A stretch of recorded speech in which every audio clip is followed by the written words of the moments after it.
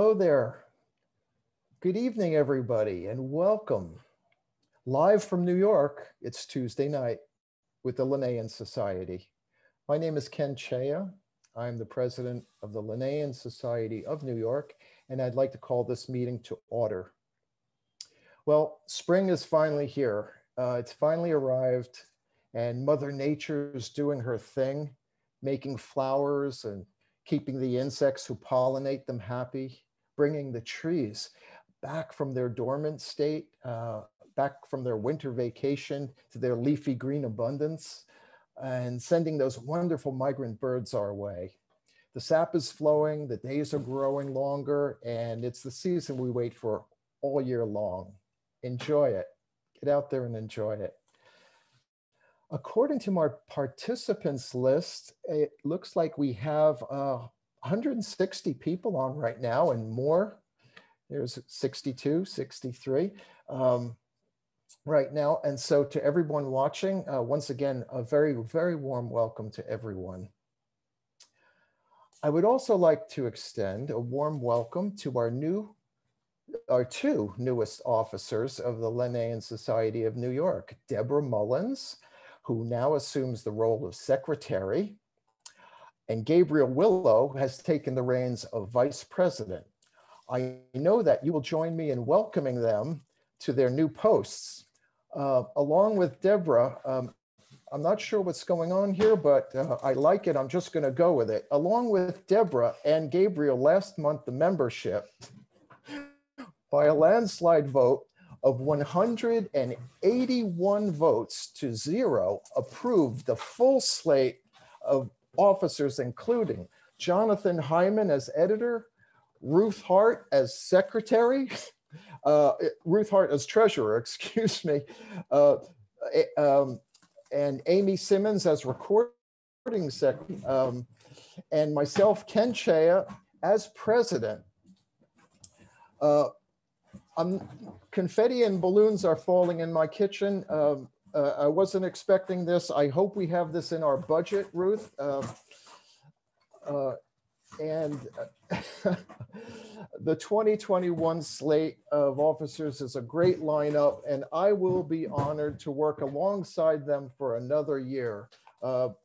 Congratulations to all. Let's get to work. You know, the only normal thing around here at the Chaya House is the setting on the dryer. Tonight marks our 7th speaker meeting, and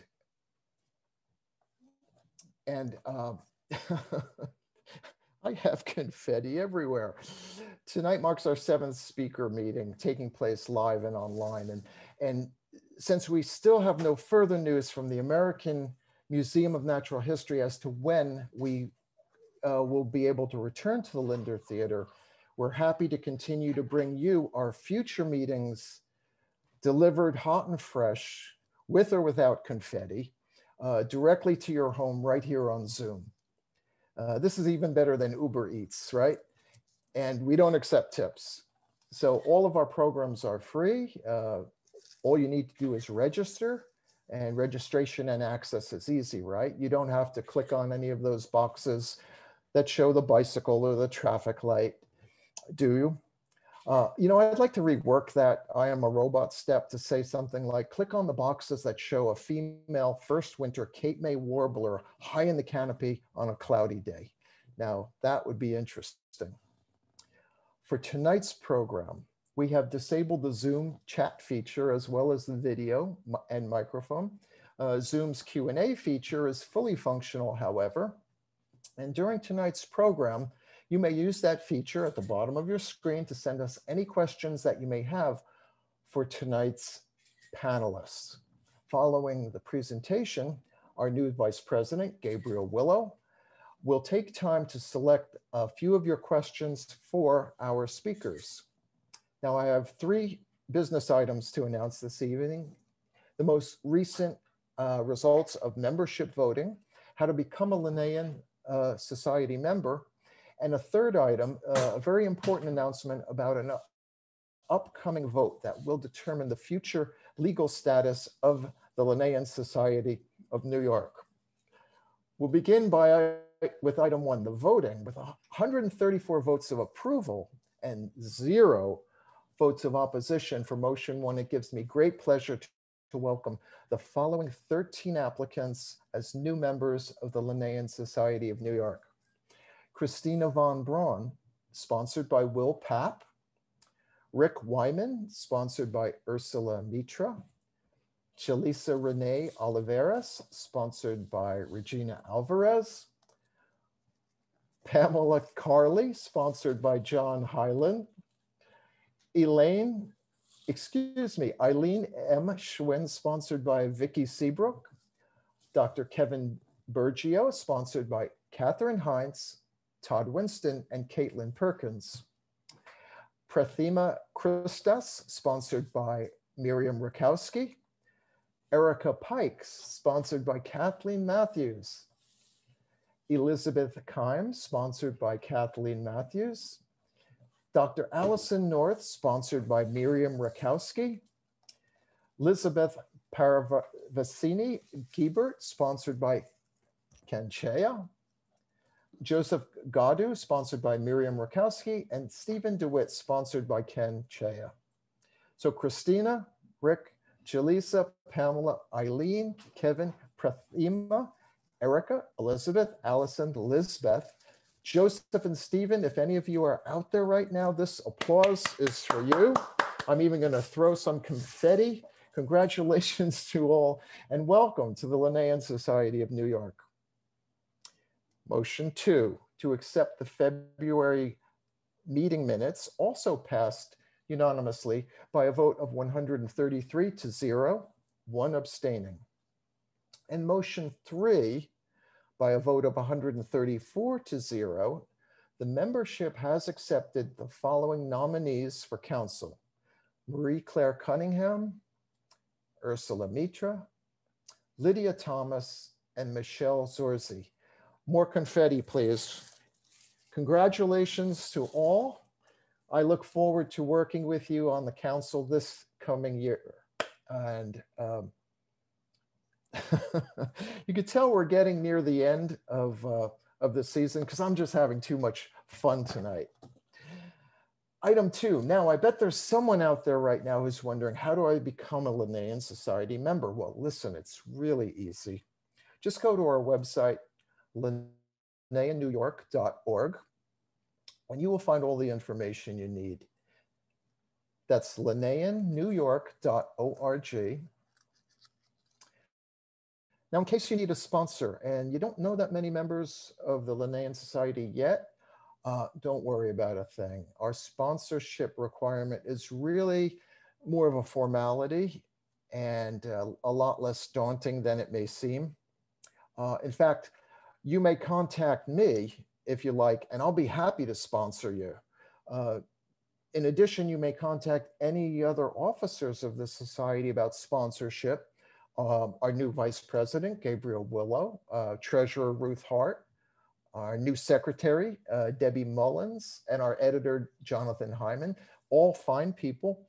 And their addresses can be found, along with mine, under contacts at the bottom of our homepage on the website. So you see, you're not stuck with me. You do have choices here. And please remember, any society or organization is only as healthy as its growing and diverse membership. We welcome all to become members of the Society, Linnaean Society of New York, regardless of race, religion, gender identity, sexual orientation, age, background, geographic location, and regardless of the brand of binoculars you use. We promise we won't go there.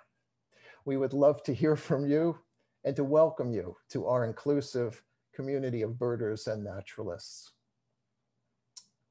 Finally, item 3, the need for the Linnaean Society of New York to incorporate. You know, field trips are one of the things we do best here at the Linnaean Society of New York, but do you know that if someone attending a field trip should be injured, the society could be held liable? Liability concerns are just one of several issues that mandate that we as a society need to incorporate. Another problem occurred just last year when our treasurer attempted to access certain financial accounts of the society and learned that she needed to produce a formation document of the society in order to add her name to the account. The society is 143 years old. Our formation document was written on parchment with a feather quill pen. And it's not quite what today's banking standards require. Without such a document, without a formation document, that bank was unwilling to add the name of the treasurer to that account. Incorporating will solve this problem too. So you see, these are just two very, very important reasons why the society needs to move forward with incorporation status. The complex process of incorporating the society from a non-for-profit association to a non-for-profit corporation has been proceeding within the council for the past several months. Now, at last, we're poised to bring the society into the 21st century as a legal corporation. And of course, it's up to you as members to accept this change in our organizational structure. Let me assure everyone that the society, as you know it, with its field trips and meetings, will go on just as it always has. You'll probably not notice any changes at all in how we conduct our general business. However, the legal implications of incorporating are critical and necessary if we are to continue to provide programs and the events that you enjoy. The society officers and council members, including myself, all unanimously support incorporating, and I hope that you will too.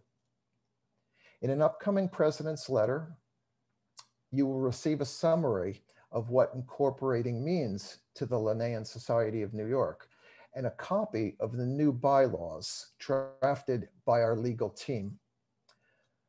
Now I'm going to give you a fair warning. The copy of the new bylaws is over 20 pages long, and unless you have a law degree, it'll probably send you running for caffeinated beverages by page 2. So that's why we'll be sending also a summary of the most salient points.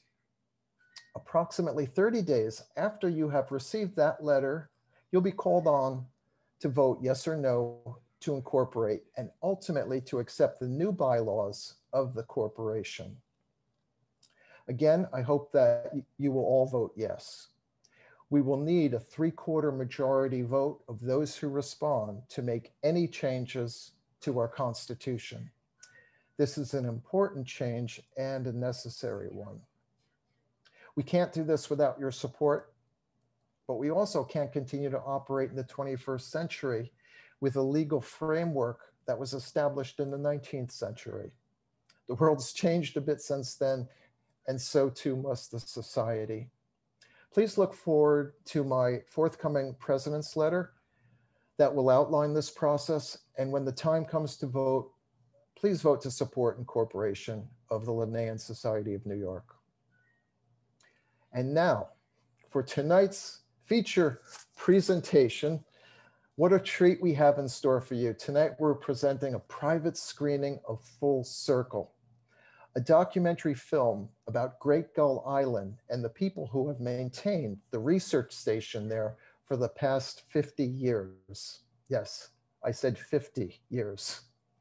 Following the screening, we will be joined by Anne Via McCollough, the executive producer of the film and director, co-producer and co-cinematographer of the film, Michael Mail, and our very own Helen Hays, past Linnean president and the driving force behind 50 years of research as head of the Great Gull Island Project. The largest common tern nesting colony in the world and the largest roseate tern colony in the Western Hemisphere are both found on the 17-acre island in Long Island Sound. Under the direction of Helen Hays, since 1969, the team at Great Gull Island monitors the nesting sites of both common and roseate terns each summer. The film will also show the contribution of individual ornithologists and various communities in Brazil, Argentina, and the Azores in the careful documentation of migration routes of the terns. Since 2005, Anne Via McCollough has been volunteering in the Department of Ornithology at the American Museum of Natural History, working in collections with Paul Sweet. During her years at the museum, Anne learned about the Great Gull Island project and volunteered making nests on the island in 2013. Her association with Helen Hays showed her firsthand the value of long-term scientific fieldwork. In February 2016, Anne formed Taking Flight Productions with Ethan Firkus. They began filming in April of 2016 with photographer Philip Townsend and were joined by photographer Michael Mail in 2018. Ladies and gentlemen, it's my great pleasure tonight to introduce Anne Via McCollough and Full Circle. Anne, over to you. Thank you. Welcome, everybody. It's very exciting to get to show you our film after 5 years of working. Here we are, and I'm going to share the screen and we'll talk about it afterwards. Thank you again for watching.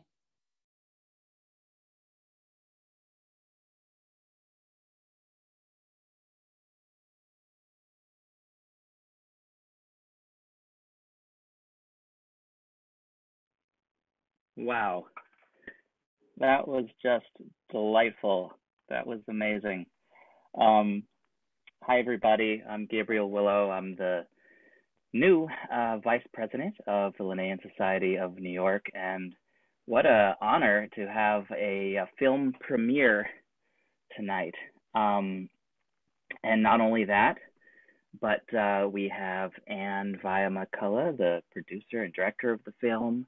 We have Michael Mail, who was in the film and also shot a lot of the footage in the film.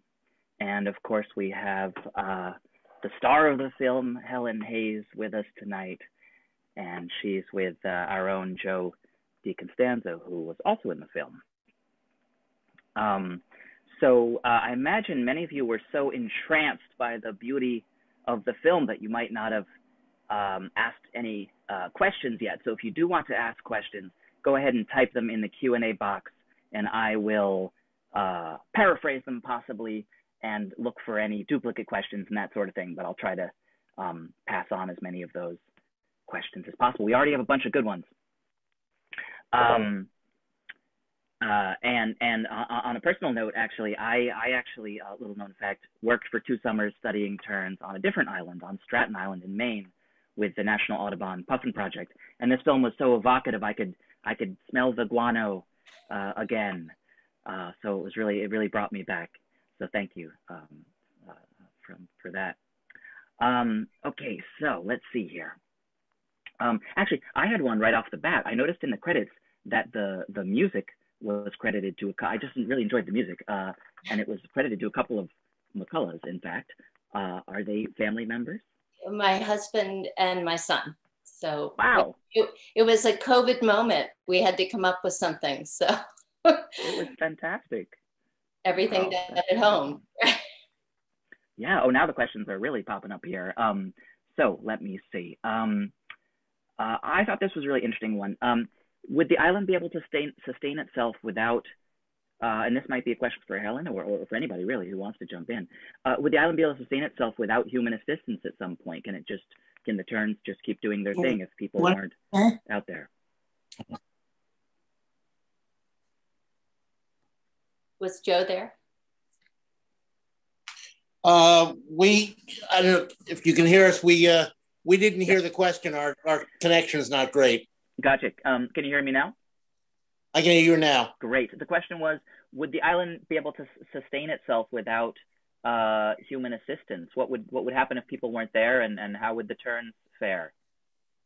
Well, every spring we do have to do a certain amount of clearing of the buildup of brush and dead vegetation. And in fact, there are Matthew Mayle is out there right now as we speak. He's out on the island clearing some of that areas so that the terns will be able to nest. Wow, and he's here with us too. No, this is his brother Michael who's with us. Oh, I'm sorry. Yes, of course. What do you want? I could just add something. Please, yeah. Well, we were very glad when Anne arrived at the museum, and she decided to come to Gull Island. And during the day, she and some others went to the far eastern end and were clearing areas for the birds. And I noticed that they were there, and I was watching, and I thought, oh, that's odd. But as they cleared, almost exactly as they finished clearing a space in front of them, say 3 by 3 feet, the roseates would come in, individual roseates would come down to these areas that they just cleared and sit there and kind of squawk as if they were saying, this is fine, move on, make more, don't stay, but stay doing what you're doing. And I thought that was amazing. I've never seen it before, but they came in, and the roseates, that they're less aggressive than the commons, they didn't worry about Anne Via. I guess they just knew she was going to do something wonderful here, and they were going to stay and help her. But anyway, you've seen what she did, and that was wonderful. So anyway, that was all I wanted to add. Thank you. I have to say the most popular question asked by quite a number of people is, how can they volunteer? How can they get involved? How can they get out to Great Gull Island? And I imagine now that folks see that it's a possibility, they might want to volunteer to go to Argentina and Brazil too. But yes, is there any way that folks who are here tonight can volunteer and get out to Great Gull? This year it's not as easy because it's been decided that they want to have the bird department, ornithology wants to have a very few people on the island this year. And they want people to have their own projects. And right now there are 8 to 10 people that have projects. They'll be out there, but I'm not sure how well managed because one of the problems is transportation. We haven't raised quite enough money for a boat, which would have to come as frequently as so that's all. Well, we're also still operating under COVID restrictions. Sure. So, for instance, there was no field season last year because of the virus, and the museum is still operating under a lot of COVID restrictions for this year. So they do not want to have a full crew of volunteers on the island, and they're still debating whether people will have to prove that they've been vaccinated and so on and so forth. And so the season this year will once again be, we hope to have at least a small season of people out there, but it's still up in the air. And the whole world, of course, has changed in the last year, and we're still operating under those restrictions. Sure. That's definitely another genre of question. I will say there's several questions about how COVID impacted the research, and I guess that's one aspect of it. And I've there's a couple of questions for Anne. Several people asked how many total hours of footage you filmed, over how many seasons, how long did it take you to edit? I'm sorry, these are all related, so I'm putting them all together. And then when will we see Full Circle 2? We circle back around. We started in April of 2016, and then we filmed again in June of 2016 on the island. And All right. following January, we were in Argentina and Brazil in 2017. And then I was in the Azores with Grace and Matt and Veronica and Philip in May of 2017. And then Philip and I were back on the island filming in 2018. And then Michael jumped, then we did a few more interviews that fall. And then Michael started going back for all the fabulous nature shots, the hatching, the courtship, everything starting in May of 18. And Michael, you were there quite a bit. You want to talk about that a little? You have to unmute, I think. Yes. Yeah, I think I made maybe 4 trips that year out to the island, and for about a week to 10 days each, in order to cover the whole season, the whole breeding season. And then we did voiceovers. It was a lot. Yeah, it's a lot of it. It's a labor of love that's taken quite a while. And our editor, who Michael introduced me to, Nathan Punmore, was absolutely amazing. Absolutely amazing. So thank you, Michael. Yeah, it was beautiful. I mean, just everything, the aerial shots and the way you traveled, the globe, showing all the different places you migrated like terns. It was really impressive. Where will the movie, now this was the grand world premiere, I guess, right? Well, this was a private screening technically. So where will it go next? I can tell you we've had some success with festivals, so I can tell you about 2 tonight, and there are others in the works, but it will actually start in Brazil, which is very exciting, even though Brazil is on lockdown. I've transcribed the entire film and they're making subtitles, and there's a new Brazilian environmental film festival that will be showing it the 22nd to the 29th of April. And then I can tell you in June, it'll be at Rutgers for the New Jersey International Film Festival. And I think we're being shown on the 13th of June. Fantastic. We have somebody here from the Pasadena Audubon Society who was hoping to share it there. So maybe get in touch with the Pasadena Audubon Society down the road and see if they can have a showing. Absolutely. Let's see. Oh, another question about the filming. There was some shots that appeared to be taken from an airplane or helicopter is the question. Did this seem to disturb the terns at all? We were actually very careful. We used a drone, and most of those were when there were not terns flying, or we just didn't bring it as low as the terns were. And Veronica in the Azores actually had given us an article about safe filming with drones and how to do that with birds so that you stay out of their way, but you're able really to get those great shots. And I really think in a bird film, that drone photography was really important. And also anytime you're filming an island, so that you really it helps you orient yourself where you are. Excellent. So this is another question for Helen and Joe. The question is, how many generations of terns have been born on the island?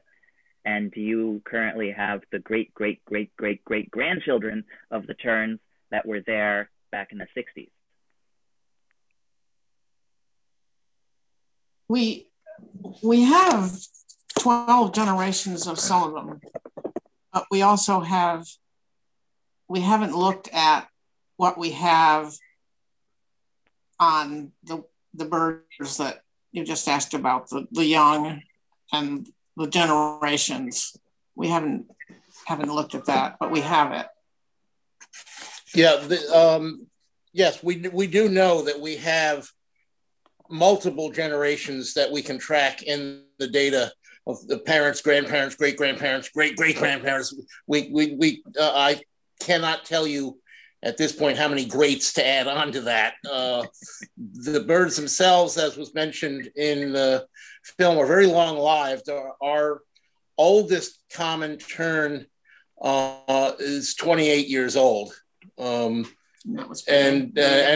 still breeding.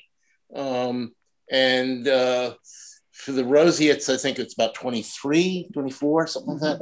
Yeah, and so they don't start nesting until they're 2 or 3 years old. Most wait till they're 3 or 4, but then probably an average age is somewhere in the 15, 16 year range. But as I said,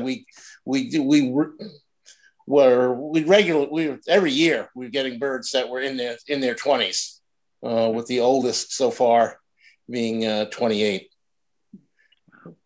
While I have you, this is another question about the ecology of the island. There didn't seem to be, surprisingly, that many gulls in the film, but somebody wants to know, are the chicks threatened by gulls or other predators? Okay, yeah, there's the terns do a very good job of keeping the gulls out of the colony for the most part during the height of the season. I mean, when you've got say 20,000 adult terns chasing you, that's a bit of a discouragement for gulls. There are gulls nesting about half a mile away or a little over on Little Gull Island, which is a lighthouse to the east of us. They're not that much of a problem during the peak of the season. Later into the season, especially when the young are now flying and they're not great flyers yet, they become a bit more of a problem, especially great blackbacks, grabbing some of the weakly flying young. We also sometimes have problems with some years there's been a peregrine falcon that's taken up residence over at the lighthouse, and it'll grab terns. But the gulls generally don't come into the Gull Island itself. I mean, you'll sometimes see them on the rocks on the edge of the island, but as I say, the terns themselves do a great job mobbing and chasing them off if they try to come into the island. All right, until the gulls learn to start wearing flowers in their hats, then you're in trouble. Yeah. And just a couple of comments rather than questions here, a couple of accolades. Rick Wright said this was wonderful, moving, impressive, and informative. Thank you. Peter Post says that he was on the very first trip to explore Great Gull with Helen and with Fred Heath, and recently came across some slides he took of the island on that day. Oh, maybe those could be incorporated into the sequel that we're all eagerly awaiting. Let's see. The other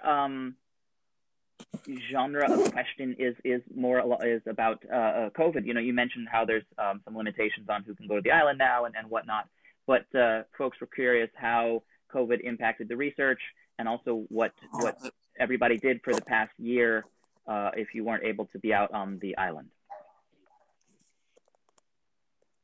Well, as I say, we were not able to go out last season. I did a lot of birding in Inwood Hill Park last year. That's what I did.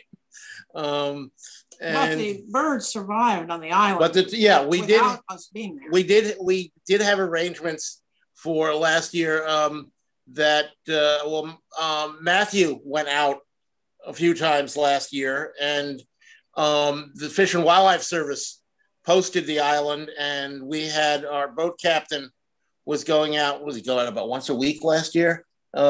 Yes. Yeah, about once a week last year, patrol around the island, make sure there was nobody living on the island or landing on the island. If the government put up do not land signs and put up warning buoys to protect the island. So even though we didn't have a field season last year, the terns were there and seemed to have done all right. And we were able, through various methods that I've mentioned here, do a certain amount of protection of the island and of the terns.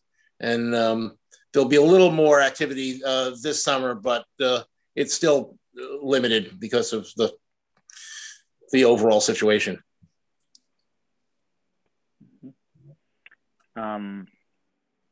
I actually have a question for Helen.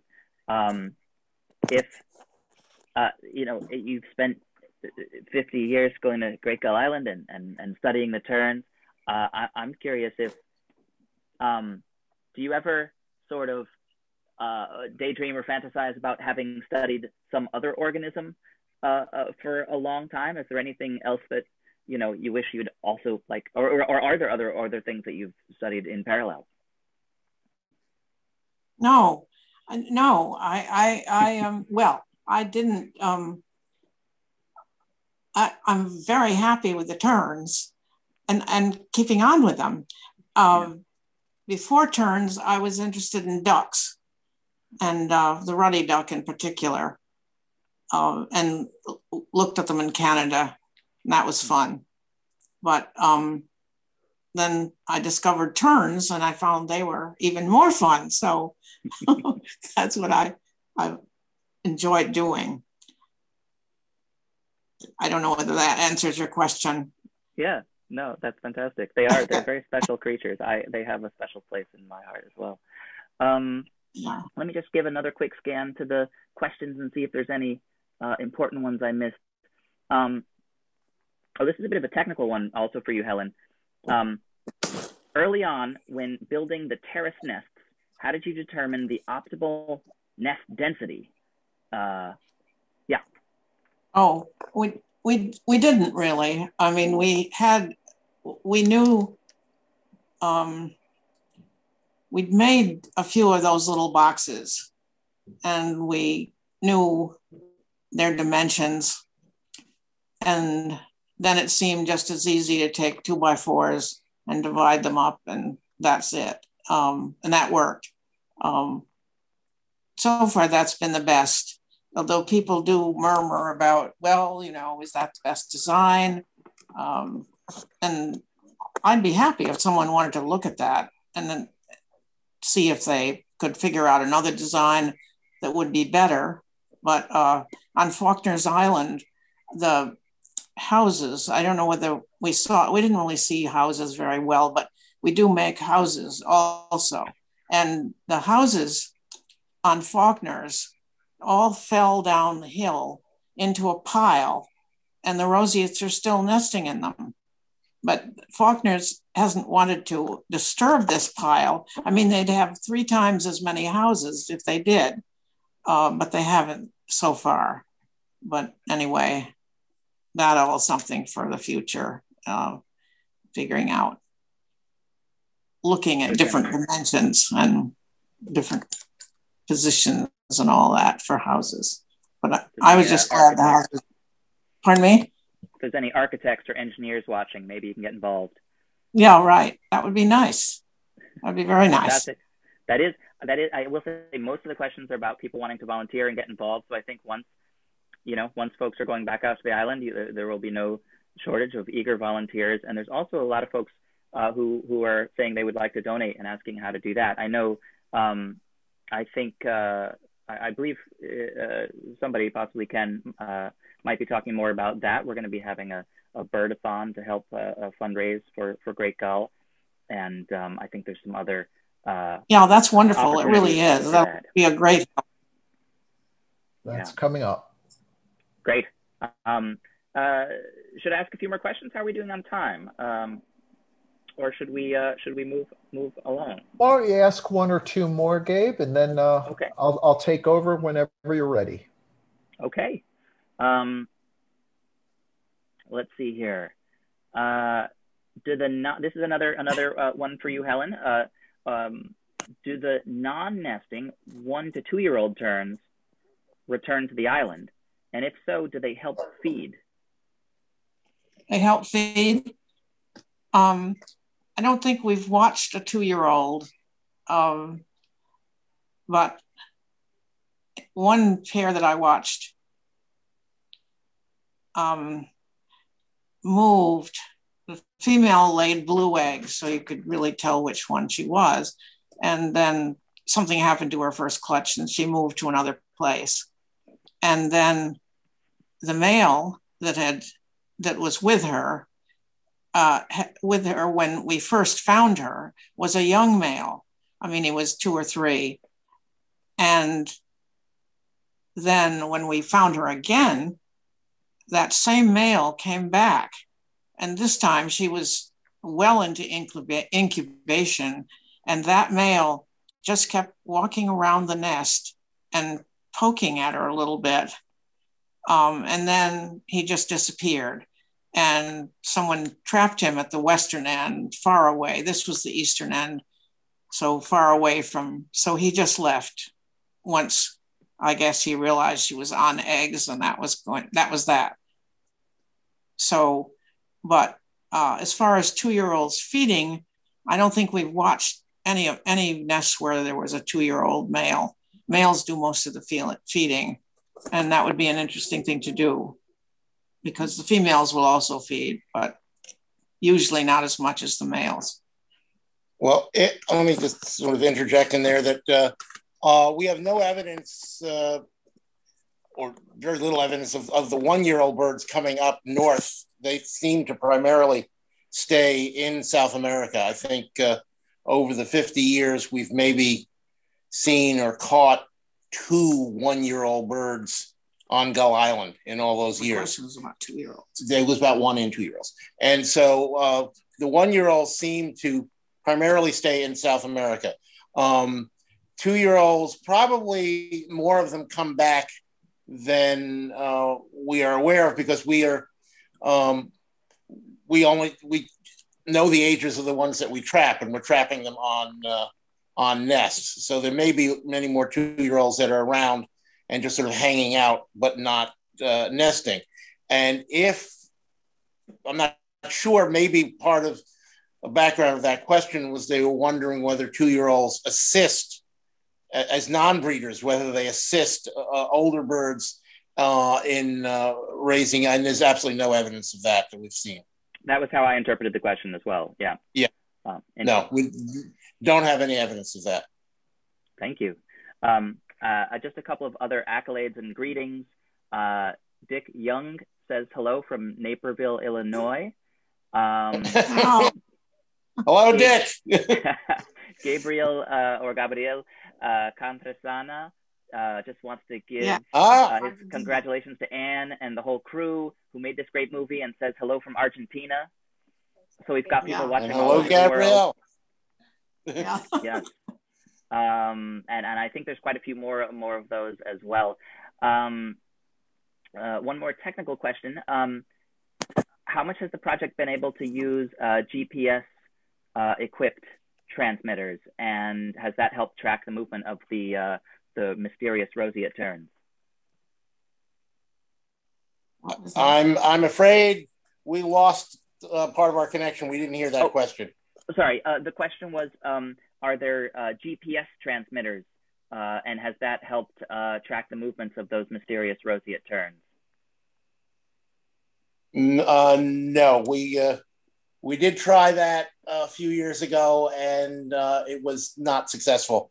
So we got no data out of it. Okay.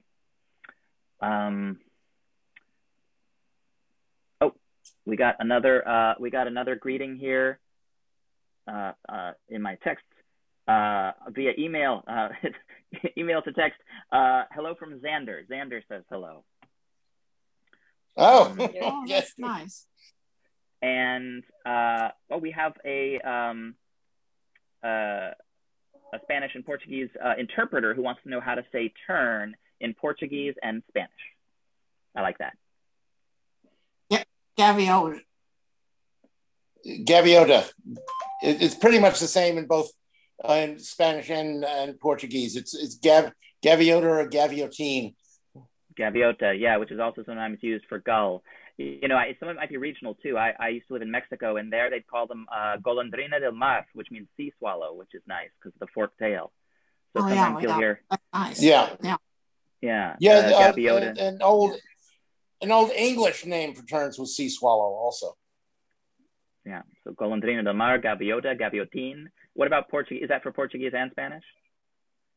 It would work. It works in both. They're close enough. Okay. Great. Let's see. Oh, and there's an 11-year-old who saw the film. I think I know who says he would love to volunteer. I think we should probably wrap it up there with the questions. But stick around, folks. There's still more from Ken, our president. I believe he's up next. So thank you all so much, and I'll pass it off to Ken. Thank you, Gabriel. Excellent work on the Q&A. And as Gabe put it, I don't know how to say it better. Wow. Wow. And Michael, what a fantastic film you've made. I was totally blown away and moved and inspired. And it was just so wonderful to see. Thank you for sharing that with us tonight. There were over 200 people watching. There's still 170. Stick around, folks. I have an important announcement. And to Helen and Joe, oh my gosh, what an incredible story you have to tell. Such an incredible amount of hard work and dedication that you put into the Great Gull Project, Great Gull Island Project. I really thank you both for that, and also for being here tonight with us. Now, people who are still out there, there's 170 of you. You may very well be wondering right now, gee, you're saying to yourself, I never knew all of that about Great Gull Island, and I wish there was something I could do. I'd love to volunteer, et cetera, et cetera. Well, in fact, there is something you can do, folks. I would like to announce that the Linnean Society of New York will be hosting a birdathon during the weekend of May 8th and 9th to support the critical research and the continuing work at Great Gull Island. And the Great Gull Island Birdathon is an annual tradition that we could not promote last year here at the Linnean Society. But now that we're getting back outdoors and COVID is hopefully in the rearview mirror, we are going to be supporting one this coming May 8th and 9th. I'm going to share my screen for a moment because I want to show you that information so that you can see it.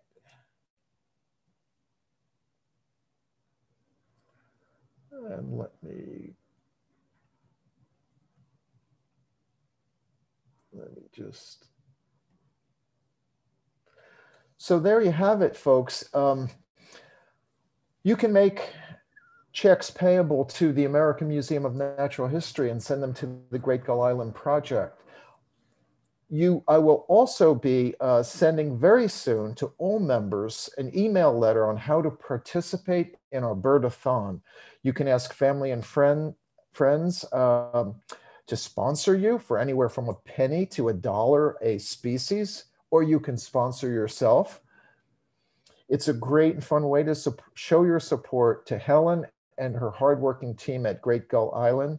And of course, the birdathon isn't really the only opportunity you have to support the Great Gull Island Project. You can also make a donation of any amount at any time to that project.